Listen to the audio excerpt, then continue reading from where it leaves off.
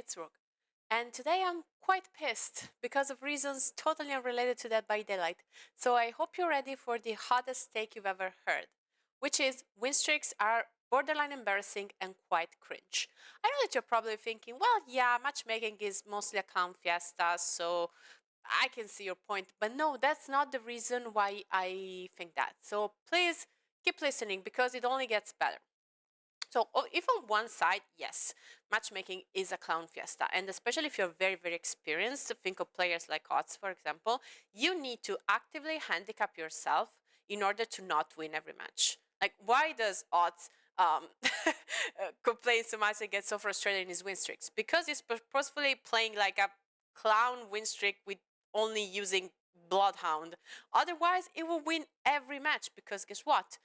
The better you are at this game, the more matchmaking will not have equally skilled players. But I can hear you here. If I don't have as many hours as Odds, if I'm not as good as Odds, then why would my win streak be cringe? Me, for example, no, I have 2,000 hours in the game. Why would my win streak be cringe? I'm not that good.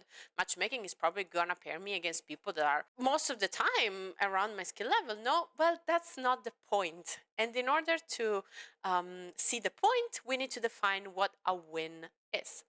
A win is entering a competition and coming out on top, with competition being the key word, because believe it or not, eating red in a public game of Dead by Daylight is not entering a competition. But people like winning. Yes, everyone likes winning, but they usually play in order to get better and to win more. If the point was not getting better, enjoying the game, trying perks, trying killers, and yes, of course, if you win, that's nice, but that's not the main focus, all you will see will be Nurses and Blight with 4 slowdowns and their best add-ons, and the Foreman Zwifts with the top meta perks in the game. But I do see a lot of Foreman Zwifts with the top meta perks. No, no, you don't. Foreman Zwifts are very, very a very, very small percentage of the players, and whenever Dead by Daylight releases statistics on how many people play in a solo, in a duo, whatever, Zwifts are always like ridiculously a ridiculously small amount of the player base. And I'm pretty sure that while you notice the strongest perks while you play, if you were to take a screenshot of all of your end games, and I've been paying attention to mine, of course, in order to say this, you will see that a lot of people will run, yes, maybe they will run adrenaline, but then they have alert and hyper focus and like another random silly perk because they just enjoy it. Yes, killers are gonna bring pain rest, but then they have enduring and awakened awareness and remember me because it's just fun. But these are the top used perks. Yes, the meta perks are the most used perks. I agree. That doesn't mean that people always bring them together, always play to win, because that's not what happens. Look at your endgame screens again. But you're not high MMR. I don't know what my MMR is, my brother in Christ, but I play in a 4-man's wave, okay? And I would assume that we may not be low MMR, first of all, because behavior said that. They said that they add MMR when you queue with more people, 3 or more people. And second, because I haven't seen a Legion in months. Low tier killers are just not something I face almost ever if I play with all of my friends for some reason. But guess what? When I play solo, I do. So I don't know. I don't know about your point there, but moving on. And that's killer. I face literal comp players from time to time as Legion, and if I face those as Legion, I imagine when I play Nurse or Spirit or whatever. So I don't know, like just to disprove this point. But if you wanna assume that this is all just a rant about nothing because I'm low MMR, sure, go on. You can click off the video right now. I'm not gonna hold it against you. Anyway, again, a competition. A public match of Dead by Daylight is not a competition. People will try to win because people like winning, or more like that, people don't like losing. But that's they don't enter the game with the sole purpose of winning. Most people will enter the game to do stupid shit, to send back their friends, to talk with their friends while they're playing. That is also a word for killer. A lot of people play killer while they're talking on Discord with their friends. To help their friend who is stuck in a challenge, to do their own challenges, and they will literally throw for those.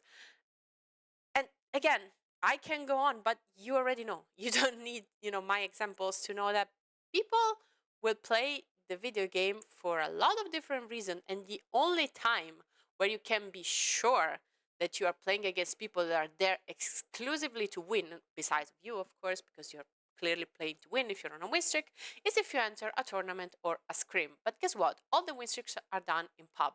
And to me, that's so ridiculous. Because the point is that what are you winning if you're not competing? Like, your opponents are not your opponents. Like, yes, of course, in the video game there are the two sides, killer and survivor. But these people did not click on ready in order to win. And in fact, if you watch win streaks VODs from any content creator of your choice, you will see that the vast majority of a 100 win streak is people that are sabotaging hooks, probably for challenges, playing with the weirdest macro possible, assumingly because they have to wait for their friend to complete a generator or go for a hook save because they have a challenge again. They're bringing silly perks.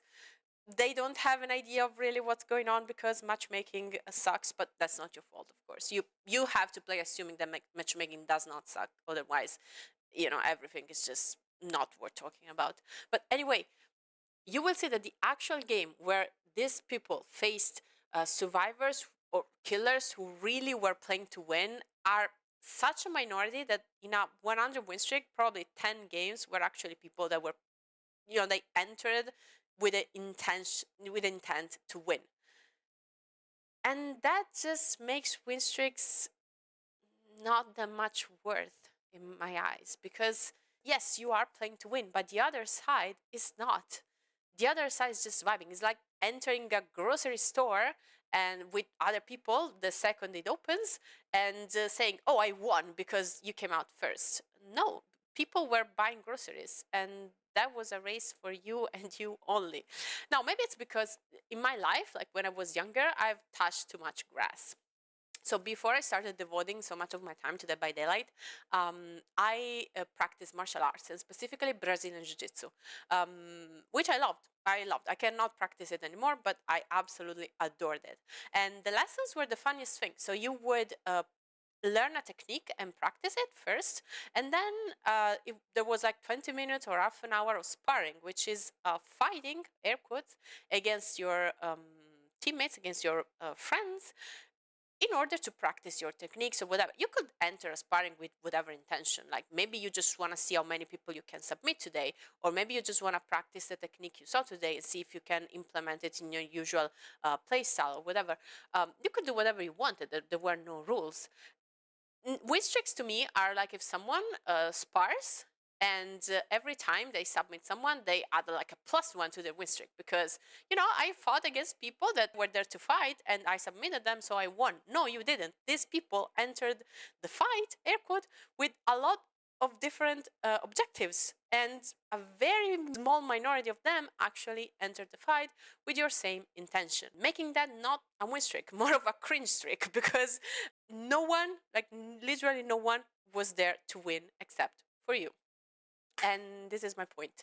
I hope you enjoyed this gameplay where I gave Ash and her challenge to this Michaela, because she was my teammate in the previous game and she was fire. She saved me up until the last second. She tried to do the last generator with me, which was 99,000 times by a dredge with pop. And in the end, we both died. And when I switched to killer and I saw her in my lobby, I knew that I wanted to give her something nice. And I'm so glad that she got both her generator and the edge.